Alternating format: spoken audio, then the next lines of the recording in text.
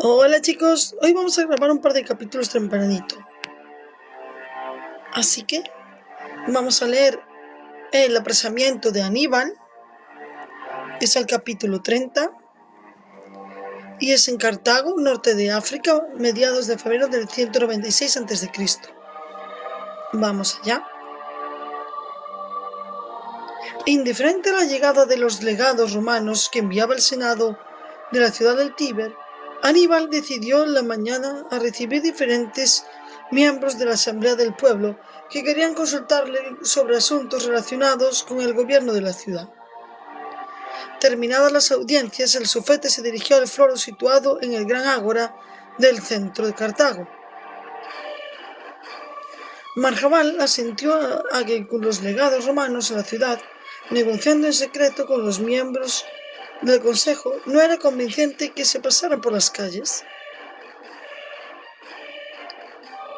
«Eso es lo que buscan, Marjabal», respondió con serenidad Aníbal, «que intimidarnos y quieren que me retracte mi política, la única política capaz de gestionar los recursos de modo que Cartago pronto se vea libre del yugo de los pagos romanos.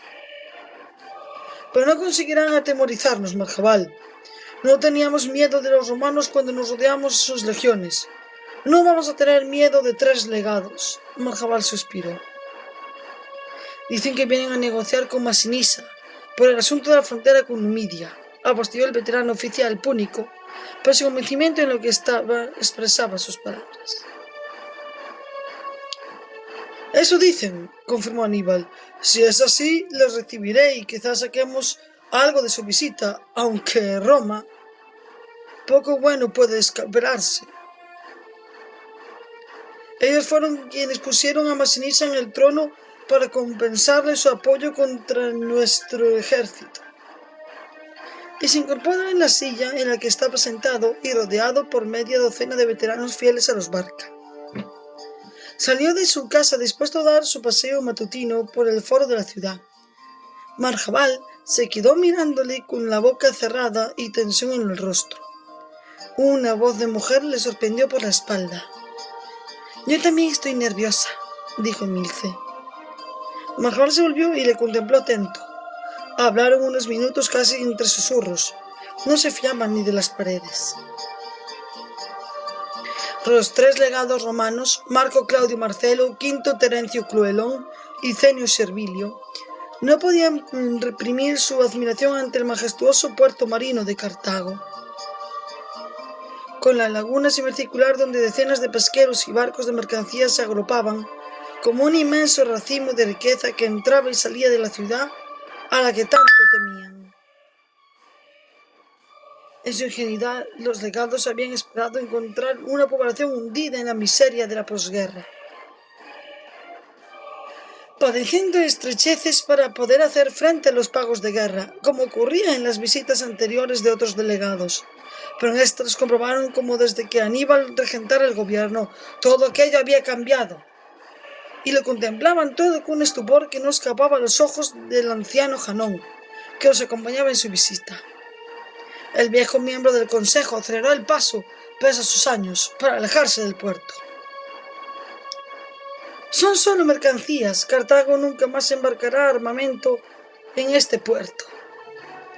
Y la mayor parte de los productos va a Roma», intentó así el anciano mitigar el impacto de riqueza y vida en el puerto de la ciudad.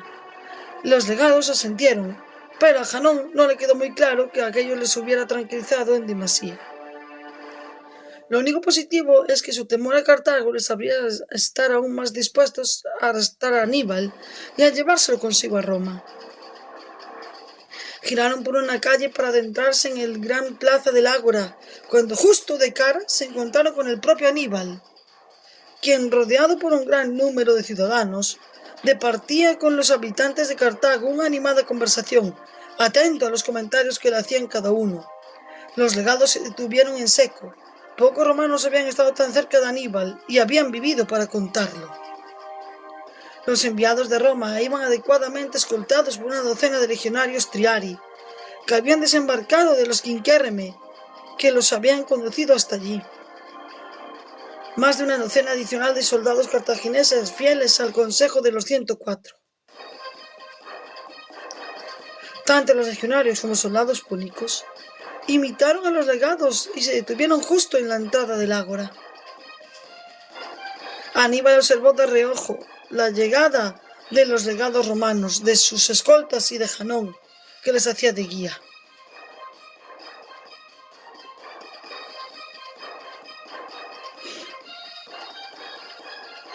El sufete de la ciudad no lo dudó, y despidiéndose con elegancia de los que rodeaban, se dirigió hacia los legados. Los romanos, a medida que Aníbal se aproximaba, palidecían y sentían como la garganta se les quedaba seca, sin saliva. Janón, en un gesto de agradecimiento, se interpuso para recibir al sufete. ¡Hola, cielo! «Nos vemos de nuevo, sufete de Cartago», dijo el anciano del consejo con rapidez en su lengua. «Así es», respondió Aníbal sin mirarle, pues tenía sus ojos puestos en los enviados de Roma. Veían cómo sudaban y no lo hacían tanto calor. No sonrió, pero su vanidad de viejo guerrero se complacía en el terror que solo su presencia podía inspirar en los que no era otro sino que el enemigo. «Estos son los legados que Roma ha enviado para negociar con Masinisa el cumplimiento de los tratados sobre la frontera con Numidia». Y Janón dijo sus nombres, pero Aníbal no los registró porque sabía, viéndoles la cara, observando las gotas de sudor resbalando por sus mejillas, que aquellos no eran hombres que merecieran la pena retener en su mente. Al contrario, que Escipión, Marcelo o Fabio Máximo. Aquellos sí fueron romanos a tener en cuenta. Al menos no sudaban cuando hablaban con él, o cuando luchaban hasta la muerte, o cuando declaraban la guerra en el Senado de Cartago. Aníbal pensó en saludarles con corrección, de acuerdo a lo que su cargo de representante máximo de la ciudad exigía con relación a unos embajadores de otra importante y poderosa ciudad. Pero tuvo sus palabras mientras estudiaba a fondo el carácter de aquellos enviados, escrutando sus atemorizados rostros. «Sed bienvenidos a Cartago», dijo al fin el sufete en griego. «Si os place, mañana al mediodía podemos reunirnos para tratar el tema de la frontera de Numidia». Los legados romanos, incapaces de abrir la boca, se inclinaron levemente en señal de aceptación. Todo se ha dicho. Su griego, como el de muchos de los seguidores de Catón, no era muy fluido. Vieron al fin, para su alivio, como el sufete se alejaba con su propia escolta en dirección opuesta, hacia las calles del ágora que infiltraban hacia los pies el montículo de brisa. «¿Siempre va escoltado?», preguntó uno de los legados. «Siempre», confirmó Janón. «Pero eso tiene solución. Aníbal tiene un puñado de hombres fieles a su causa en la ciudad, veteranos de sus campañas pasadas, pero no son más de 100 o 150. El Consejo puede reunir 300 soldados completamente leales a nuestro Senado esta misma noche, o pedir que vengan más desde la frontera con Numidia. Por eso no habrá falta, pues, si se unen vuestras tropas, no habrá poder en rodear la casa de Aníbal y hacernos con él entre todos». El legado Marco Claudio, mientras se secaba el sudor de la frente, evaluaba la situación. Prefería que fueran los propios legionarios los que arrestaran a Aníbal, pero apenas tenía 120 hombres y solo la mitad eran triari. El resto eran demasiado inexpertos para una misión de aquella envergadura. ¡Hola, cielo!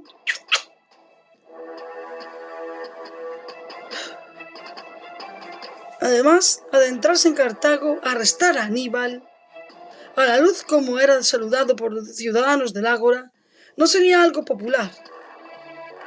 Y cualquier arrebato de los ciudadanos pónicos terminaría con una masacre de sus hombres. «No, Janón», respondió Marco Claudio, «nosotros estaremos con nuestros legionarios en el puerto hasta que nos entreguéis a Aníbal encadenado. Prenderlo es asunto vuestro». Janón comprendió que Roma no había enviado a sus más valientes para aquella misión, pero tampoco se sorprendió. Tenía un plan alternativo. Giscón, uno de los generales de la guerra contra Roma, apartado del poder por Aníbal durante la última fase de la contienda en África y nuevamente arrinconado del gobierno de la ciudad desde que Aníbal ejercía su fete. Había acumulado rencor suficiente como para presentarse a dirigir la misión tan temida por muchos de arrestar a Aníbal en su propia casa. ¿Qué tal, Natacielo? ¿Cómo estás? Así será, y si ese es vuestro deseo, dijo el anciano cartaginés inclinándose. Nuevamente ante los legados romanos, estos devolvieron el saludo y partieron de regreso hacia su barco, donde, rodeados por sus legionarios, conseguían sentirse un poco más seguros. Pero seguían teniendo miedo. Les costaba creer que el pueblo no se levantara contra los miembros del consejo si el arresto de Aníbal era difundido. Por eso, cuando Marco Claudio llegó a la quinquérrime romana, se dirigió al capitán del barco con instrucciones. Esta noche, o quizás al amanecer, nos traerán un preso. Una vez embarcado debemos partir de inmediato, ¿está claro? El capitán asintió con vehemencia. El legado, decidido, hacía su estancia en las entrañas de su nave, mientras el capitán compartía con sus oficiales la orden recibida. Marco Claudio había tenido éxito en trasladar no solo sus órdenes, sino también con todos sus nervios al capitán, pues éste ordenó redoblar la guardia y estar dispuestos a atrapar lo antes posible. Gracias, Nata, por esos corazoncitos. ¡Oh, qué calor! Espera, Nati, que vuelvo.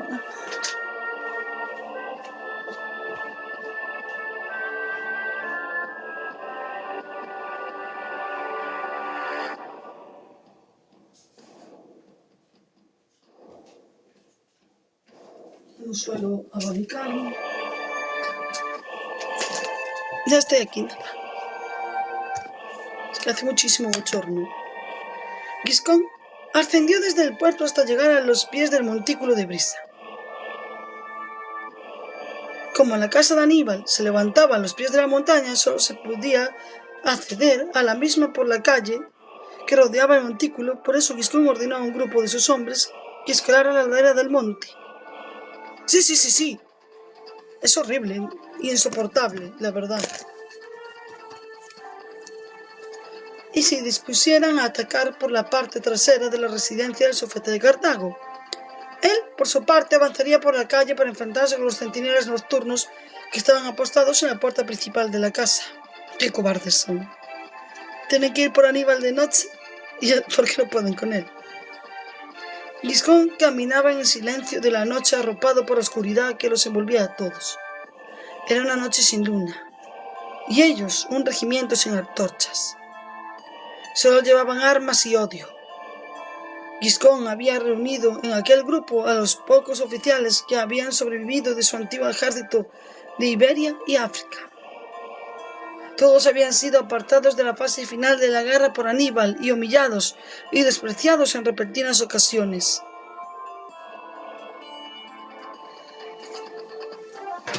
Era el momento de la venganza. Así Aníbal siempre se había creído mejor que todos ellos. Pero eso se había acabado. Giscón había tenido que sufrir primero los desplantes de los hermanos de Aníbal en Hispania, y luego los del propio jefe del clan de los Barca, cuando éste regresó a África para hacerse cargo de la defensa de Cartago, y llegó Zama, y Aníbal no supo vencer a ese maldito Escipión. Luego vinieron los insultos y las acusaciones, preferidas por el maldito Aníbal en presencia del Senado y del Consejo de Ancianos, cuando respetó que solo sabía vender a hijas, en alusión a la boda de Sofonisma, su preciosa hija, con el rey númida Sifás. Eso dijo Aníbal. Giscón tenía las palabras grabadas como si se las fuera grabando, rasgándole la piel del pecho. Giscón, vendiste casar a tu preciada hija con Masinisa, y no con Sifás. Gracias, Nata. Hasta en eso Escipión supo elegir mejor. Ahora llegaba el momento de la venganza. Giscón se deleitaría viendo el rostro de Aníbal, al ser su cuerpo encadenado y entregado a los romanos para que lo despeñaran desde la famosa roca Tarpeya, oro para que lo torturaran durante meses en las mazmorras del húmedo y maloliente vientre de Roma. Gracias, cielo, muchas gracias. Muchas gracias, Nata.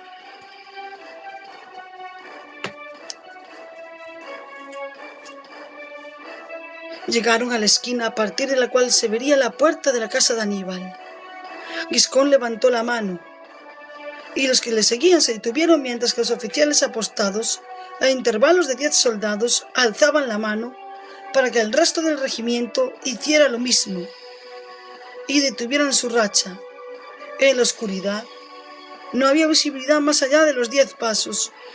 Pero Nata, cielo, no hace falta. Solo con que estés aquí me llega. Muchísimas gracias, cielo. Muchísimas gracias, Nata.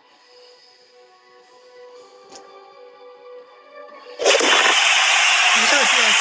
Muchísimas gracias, Nata. Eso dificultaba las maniobras de ataque, pero también dificultaba al hacerlas casi invisibles a los ojos de quienes custodiaban la casa de Aníbal. Giscón se asomó por la pared de la esquina de la calle. Solo se adivinaba más que verse 2 centinelas situados en la puerta principal. La vanidad de Aníbal jugaba a favor de ellos y en contra del derrotado en Zama. Cómo le gustaba llamar a Giscón a Aníbal cada vez que su mente se detenía al encumbrar una venganza a la altura de las defensas defendidas durante años. Este Giscón, además de ser vengativo, vamos a utilizar una palabra que no nos censuren, era un poco caprichosillo y quería ser el mandamás, cuando en realidad sabía atacar en guerras gracias a su hija, la famosa Sofonisba que se está nombrando. Sí, no te preocupes, ya me llegó una vez. Así que suelo vender a mi hija, musitó intendente Asdrúbal Giscón. Veremos, maldito Aníbal, si eso es lo único que Giscón sabe hacer. Y se quedó observando a los centinelas de la entrada, y recordó cómo una batalla nocturna fue el principio de su propio declive frente a Escipión. Sonrió ante la ironía. Un combate nocturno sería el que devolvería la paz de ánimo. Aníbal se acostó en la cama y Milce llevaba ya 1 hora dormida. Él había permanecido junto a la pequeña mesa de la cama, a la luz de una vela, repasando cuentas sobre ingresos del Estado, gastos causados por pagos a los romanos, con un lado, y por satisfacer las necesidades de todos los funcionarios al servicio de Cartago, por el otro. Luego revisó las entradas sobre las cantidades que les habían reunido en la última cosecha de trigo, y calculó las reservas que poseería la ciudad. Y el cansancio le sobrevino a cabo de un rato, y dejó los papeles y las tablillas amontonados unos encima de otros, sobre la pequeña mesa. Se examplió el pulgar y el índice de la mano derecha. Al hacerlo, brillaron sus anillos consulares que se veían los 2 manos juntos con el otro pequeño anillo que lucía en el dedo meñique. ¡Hola, Heli! Siempre repleto de veneno. Eso es lo que ocultaba Aníbal precisamente en uno de sus anillos. Veneno. Siempre dispuesto para el momento preciso, si era necesario. Con el pulgar y el índice húmedos apretó la llama de la vela y la luz se extinguió. Por una pequeña ventana apenas entraba un pálido resplendor de las estrellas. Era una noche oscura, una noche para traiciones. Su casa estaba bien custodiada por los soldados fieles a su causa. No tenía claro si serían suficientes centinelas en caso de un ataque nocturno, pero sabía que había tomado todas las decisiones que debían tomarse en momentos tan difíciles. Marjabal e Imilce, en cuyo criterio confiaba cada vez más, habían estado de acuerdo en todo lo que había propuesto para protegerse de sicarios a quienes el Consejo pudiera asignar la misión de acabar con su vida. Y Aníbal cerró los ojos e intentó dormir.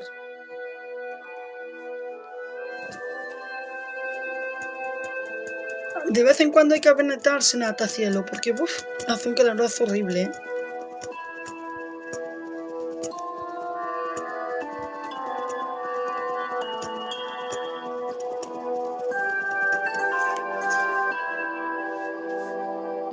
Vamos. Se está pegando demasiado fuerte. Mira que aquí el problema es que también es tan húmedo y aunque digamos sí, en verano hace calor, pero aquí no pega tanto y estamos metidos entre dos valles, aún encima, donde estoy metida entre dos valles, imagínate el calor que acumula de ambos lados.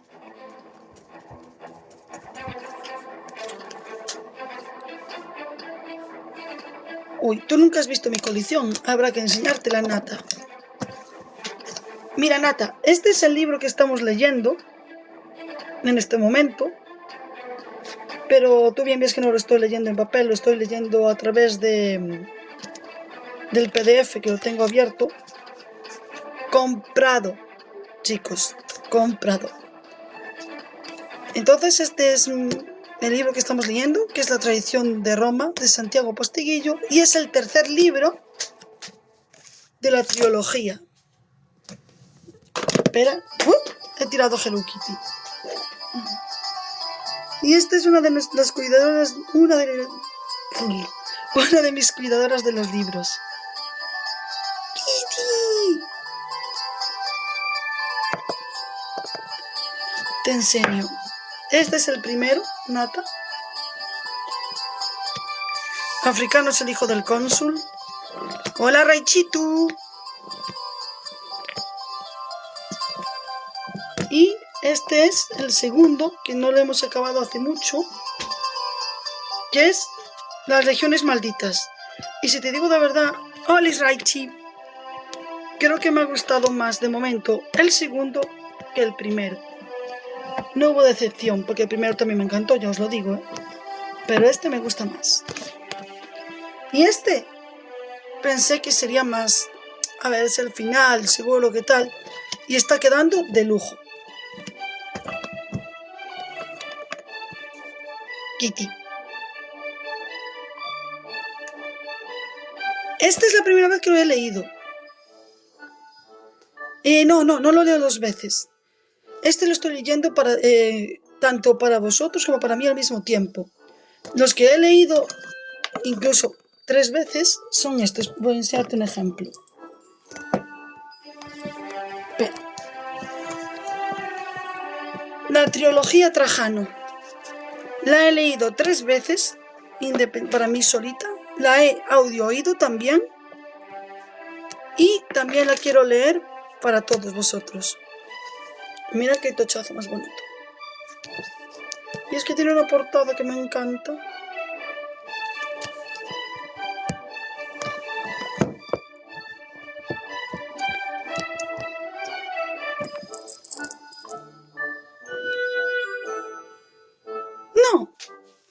No, esto lo estoy descubriendo con vosotros en general. Lo leo con todo el mundo.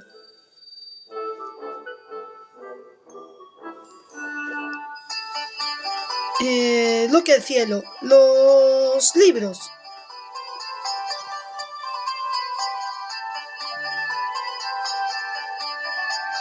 Depende.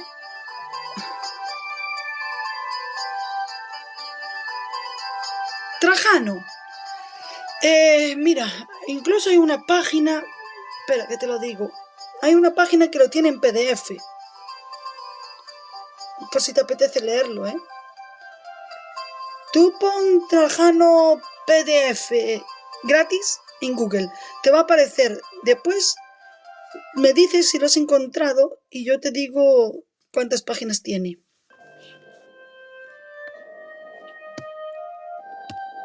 Y si lo quieres audio oír, no me sale el nombre de la aplicación ahora. Ay, ¿cómo se llamaba? En audio, sí. No me acuerdo ahora de la aplicación. También la hay. Trajano lo tienes.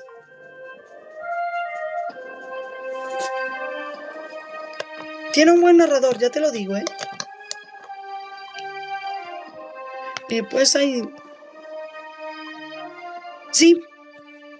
Cuando me acuerde te lo digo. Y también, bueno, por ejemplo, es que yo tengo una colección de este autor enorme. Tengo la trilogía de Escipión, que es el que estamos leyendo. Tengo Roma soy yo y Roma maldita, que son sobre Julio César. Va a salir el nuevo en octubre. Y eso, y me gustaría también leer los 3 de golpe en directo, porque serían estrenos en general. No lo he leído aún. Después leería los asesinos del emperador, Circo Máximo y la Legión Perdida. En los de Trajano, si te interesa, Nata, puedo leerlos antes. O puedo hacer algún vídeo sobre capítulos si te apetece. Pero de verdad hacerlos tipo directo, para que no se corten, puedo hacerlos por separado y mandarlos a la cuenta pequeña. Y allí puedes cogerlo. Y después tengo este también, que es Yo Julia. Sería más Imperio, y en este caso nuestra protagonista sería chica. Gracias, Nata. Muchas gracias, Nata, cielo. No hace falta, cariño, ya lo sabes.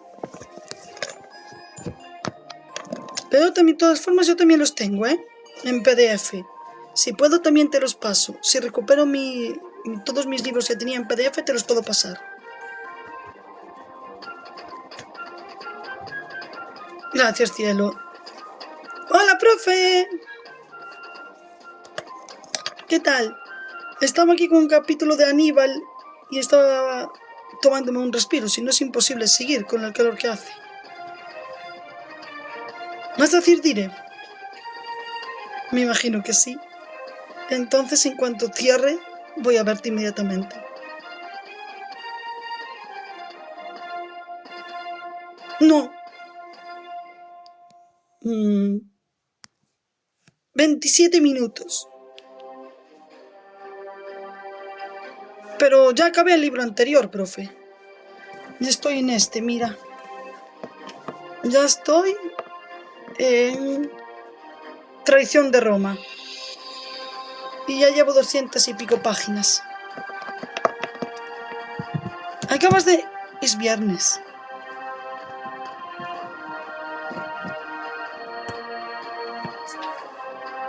Pues nada, yo no tengo problema, Yo, si quieres... ¿Quieres Trajano? Porque si quieres Trajano, te los hago. Y los hago en tipo vídeo. De 10 minutitos más o menos, para que los puedas ir oyendo.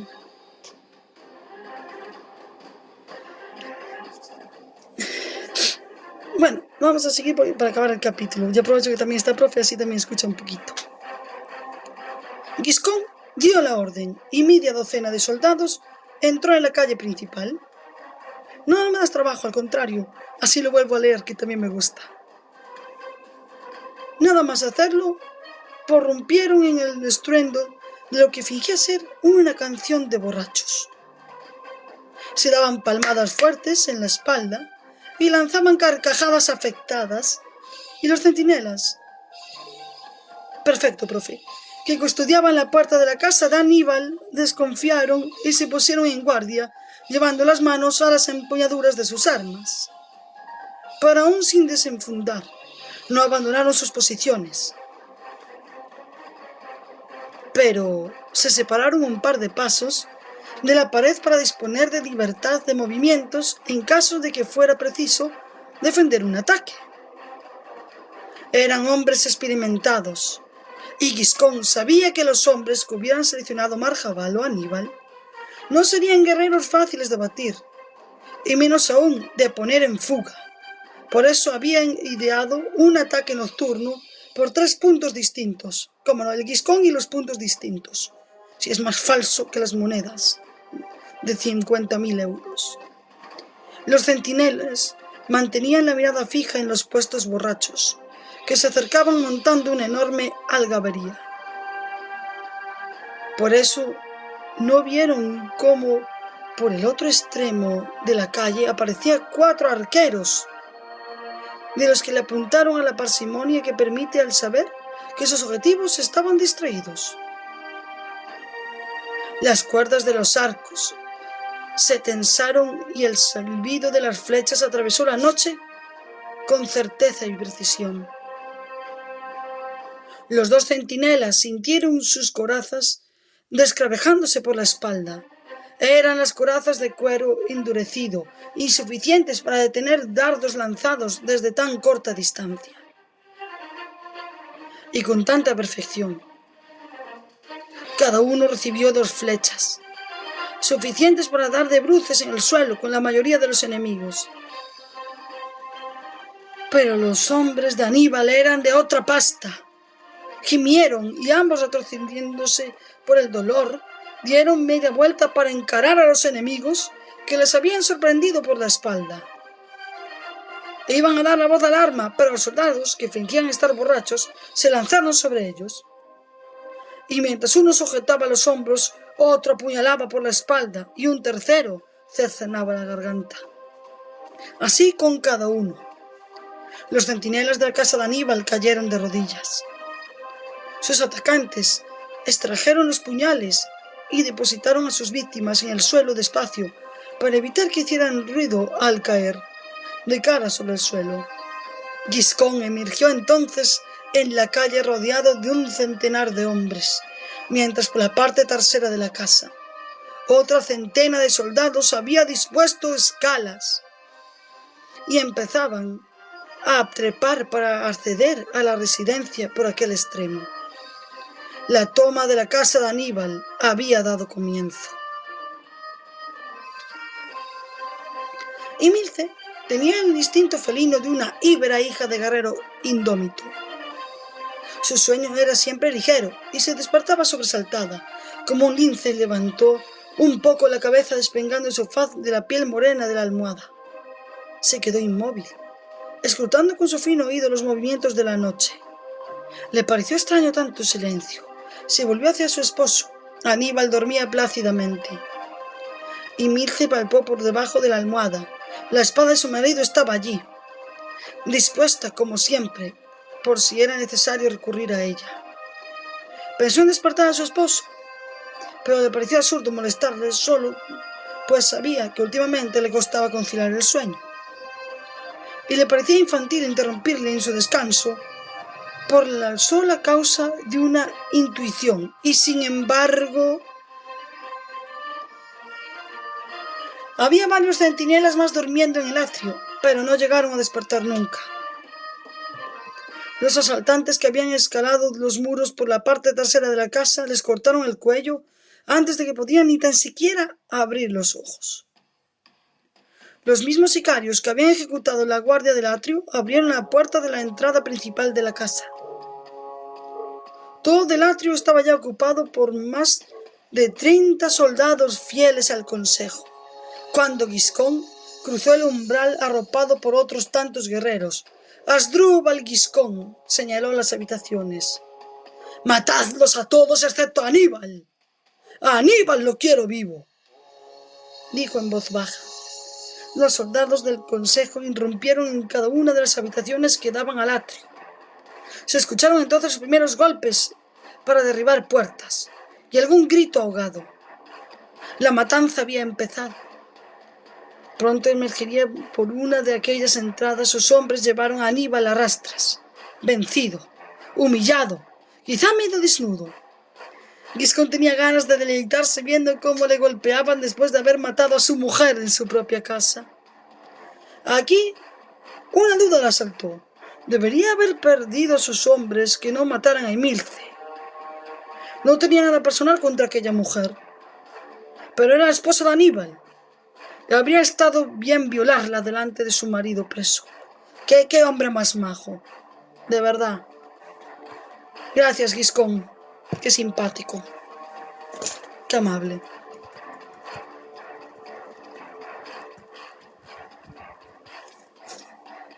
Himilce decidió intentar dormir de nuevo cuando escuchó los 2 golpes en seco de la puerta de su habitación.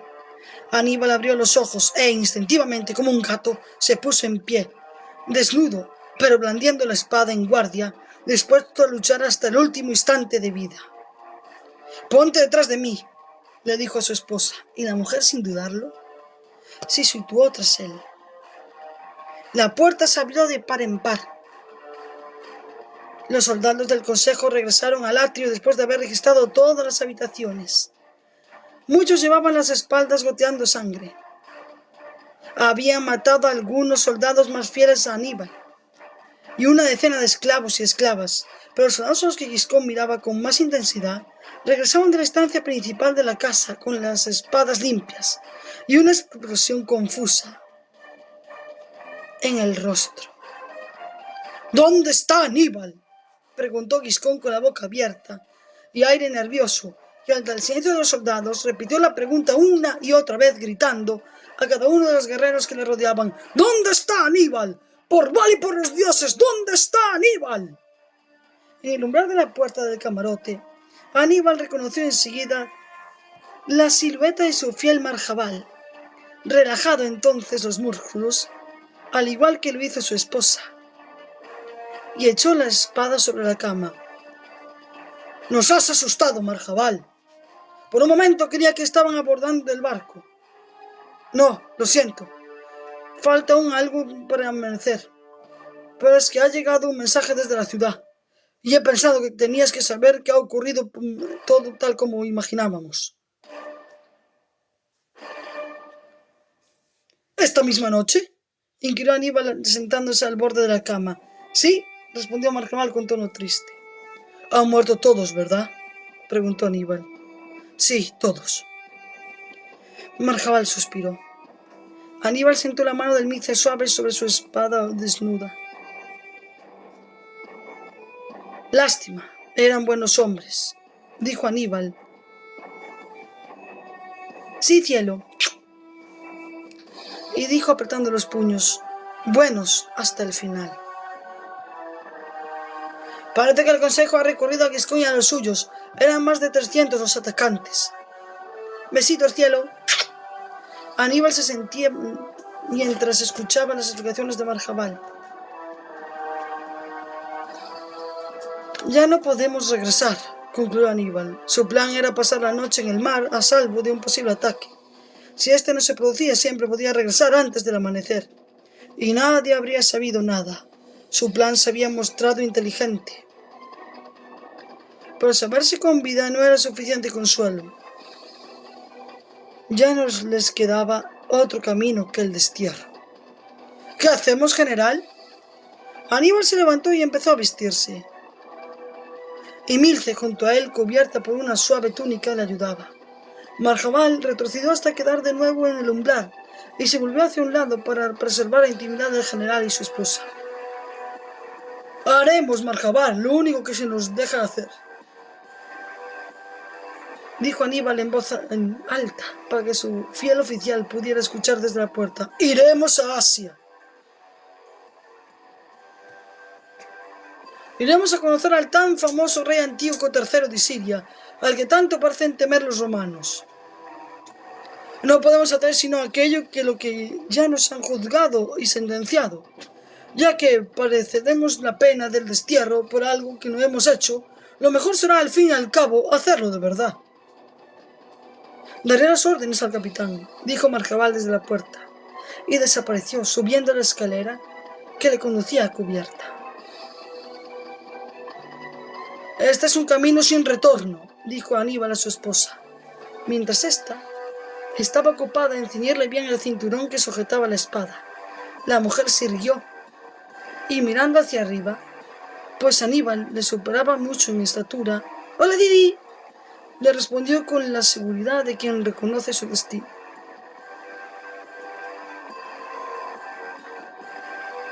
«Hace mucho tiempo que mi vida es un viaje sin retorno. No temo al futuro, sino al pasado. El pasado me quitó a mis padres, a mi ciudad y a mi reino. La guerra se lo llevó todo. El futuro no puede hacerme ya más daño». Aníbal asintió. Una vez vestido, se encaminó hacia la puerta, la abrió y se volvió hacia la habitación. Y Milce se había quitado la túnica y desnuda se metía entre las sábanas con los ojos ya cerrados. Pese a la edad, seguía teniendo un cuerpo hermoso. Era una lástima que aquella mujer no le hubiera dado un hijo. Pero al mismo tiempo, ¿tenía sentido tener hijos a un mundo gobernado por Roma? Mientras seguía esperando resolver lo primero, decidió concentrarse en cambiar lo segundo. Antíoco III era su nuevo destino, el más poderoso ejército del mundo. Solo necesitaba un buen general. Había recibido hacía meses una carta firmada por un tal Epífanes que aseguraba ser consejero del rey Antíoco. De eso era lo único que era culpable hasta ese momento. Nunca había dado respuesta a aquella misiva, pero ahora había llegado el momento de hacerlo. Aníbal cruzó la bodega del barco repleta de víveres, armas y una colección de estatuas de los dioses Baal, Melkart y Tanit. Siempre era bueno tener a los dioses contigo, pensó el veterano general mientras sonreía y ascendía de dos en dos los peldaños de la escalera que daba acceso a la cubierta. La verdad era que, convertido en un fugitivo por el Consejo de Ancianos, tenía prisa por llegar a Asia.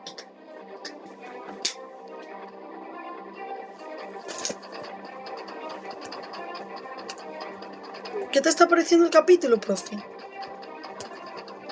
Espero que te esté gustando. Janón acababa de darles malas noticias a los delegados de Roma. Marco Claudio estaba furioso.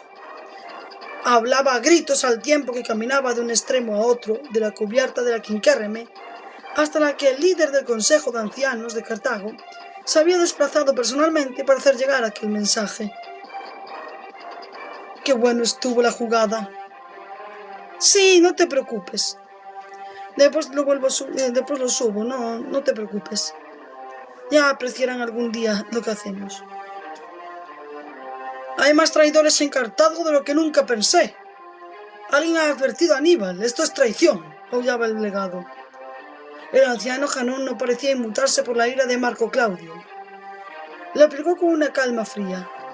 Aníbal es lo suficientemente inteligente para prever que vuestra embajada no era lo que simulaba ser. La guerra le ha enseñado a ser precavido, y no creo que nadie de los nuestros le haya avisado, pero en cualquier caso, eso carece de importancia. Sí, claro, profe. Sin problema. ¿Ah, sí? ¿Eso crees? Le respondió Marco Claudio, deteniéndose justo frente a Janón. Si alguien le había avisado a Aníbal, eso es traición a Roma. La traición a Roma se paga con la muerte. ¿Qué puede hacer más importante que averiguar cómo había sabido Aníbal lo que iba a ocurrir? Janón suspiró. ¿Cómo era posible que con romanos tan estúpidos no hubieran podido ganar la guerra?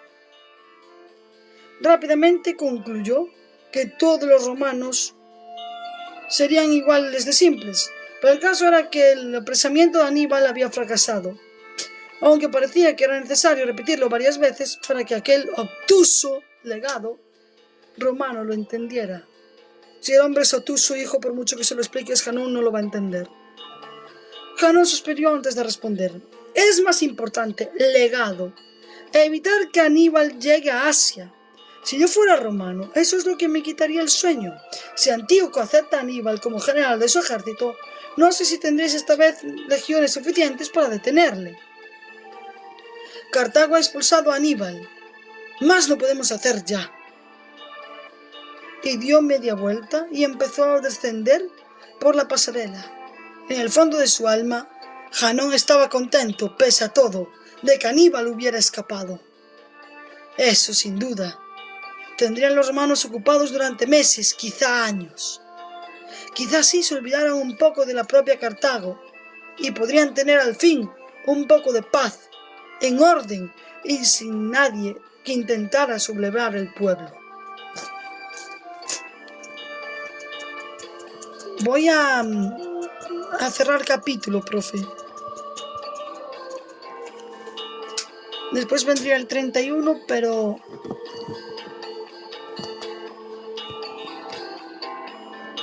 ¿Te gustó, profe? Me alegro, la verdad.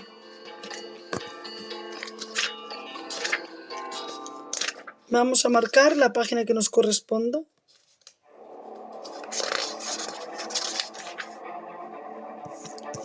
Mira, nos tocaría Memorias de Publio y es lectura corta. ¡Uy! Pero, profe, ¿qué has hecho? Muchísimas gracias, profe. Con que estés aquí sabes que es lo suficiente para mí. No hace falta que nadie me diga nada y tú lo sabes. Vamos a hacer como siempre el anuncio. No sé si has visto últimamente siempre los anuncios, ¿sabes, profe? Para que alguien por si quiere comprárselos. Siempre los anuncio. Así que no os olvidéis de Traición de Roma, Santiago Posteguillo. Vale. Vale. ¿Vas a comer, profe? Porque si quieres, mientras comes, aprovecho para poner el capítulo. Hora. Vale, 46. Vale, perfecto. Pues mientras que terminas de comer, si quieres, leemos el capítulo 31.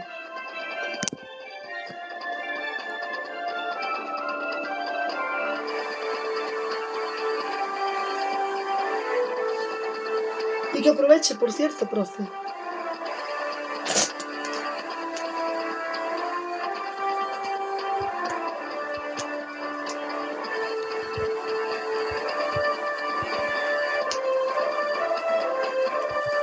Vale, pues este es corto, lo leemos corto y como que iba a decir yo, y me llamas. Capítulo 31, Memorias de Publio Cornelio Escipión, Africanos, libro 3.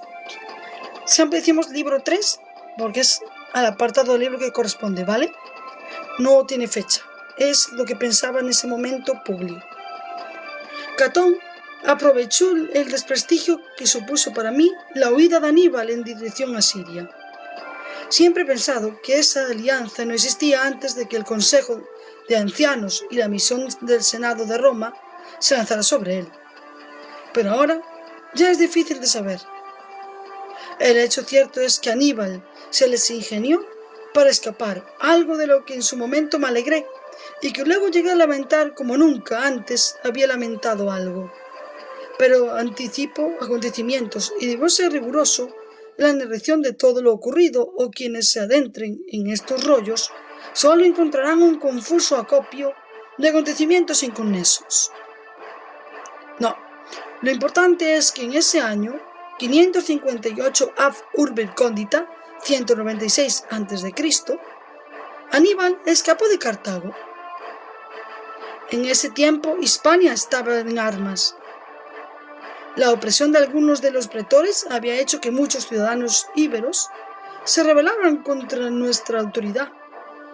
Hispania era una provincia especial para mí. Era cierto que allí fallecieron mi padre y mi tío, pero también fue allí donde inicié mi carrera militar y donde cimenté mi formación como general. Además, conocía bien el territorio, muchas de las ciudades en rebeldía e incluso a algunos de los reyes que se habían alzado contra nuestro gobierno. Y me consta que en aquel tiempo el nombre de mi familia Escipión era una leyenda entre los íberos. Me temían y me respetaban, y alguno aún más importante, se fiaba de mí. Se hubiera ido y estoy seguro de que podría haber acabado con la rebelión en pocos meses, reavivando viejas alianzas, haciendo algunas nuevas y circunscribiendo los enfrentamientos bélicos a unas pocas ciudades. Pero como he dicho, la huida de Aníbal debilitó al menos temporalmente mi posición en el Senado. Así, cuando me presenté a las elecciones consulares del año 195 a.C., Catón me derrotó y no dudó en pedir para él el mando sobre las tropas en Hispania. Por así demostrar que lo que yo no había conseguido por completo en varios años, apaciguar aquellas inmensas provincias, él podía hacerlo en tan solo uno. Durante su periodo como cónsul de Roma, eso fue lo peor de todo. Catón quiso imponerse rápido y sin negociar. La guerra que dirigió fue la más sangrienta que nunca nadie había visto en Hispania. Aquello impediría para siempre que pudiéramos dar término a la resistencia hispana en el futuro cercano. Catón, por supuesto, presentó su campaña como un éxito. Y hasta aquí fue nuestro capítulo 31. Me encanta también la parte de las memorias.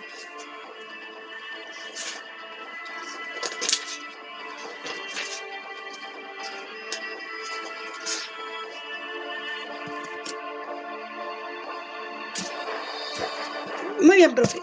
Vamos a cerrar para descargármelo y subirlo, porque ahora siempre lo subo para la gente como Alicia, Natalia, que no pueden estar, ¿sabes?